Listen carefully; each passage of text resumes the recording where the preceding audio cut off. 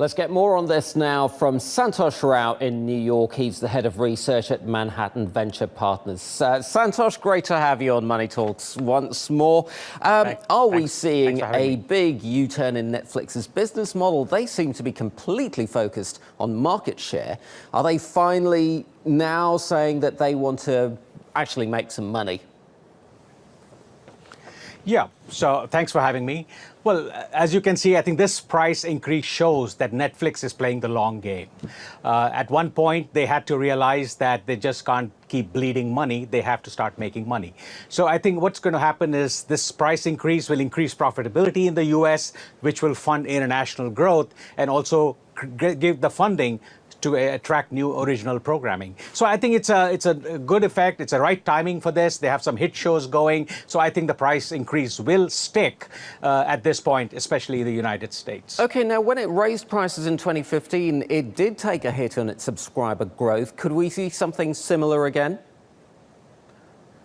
Well, no, not really. This is different. At that time, they did not have original programming, and the way it was phased in and the media negativity, negative news flow on that, the narrative at that time was kind of negative towards Netflix and the price increase. But this time, I think they have a clean slate. They have hit shows behind them. The stock has good momentum. There's a nice positive sentiment towards the stock. Plus, they're delivering. They have 3 solid legs. They have original programming, good interface, and then they're getting new talent out there. So I think that's, and I think the third important point is they have good analytics, so they can target the right audience. So I think these 3 legs are really boosting Netflix ahead. Yet, though, when you look at their revenue numbers and when you break down the amount by which they are raising their prices, it's not actually going to cover their planned acquisition costs over the next few years, is it?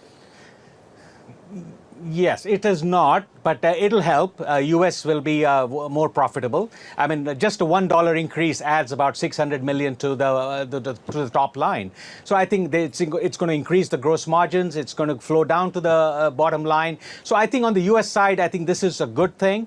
It'll help. It is not going to cover. They're going to spend $6 billion this year for original programming. Next year, they're going to spend $7 billion. Yes, there is a deficit, but they're playing for the long. They're in for the long haul.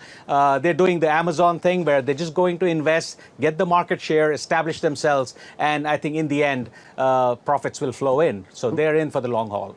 Okay, when you look globally, Santosh, which of their global businesses is doing best?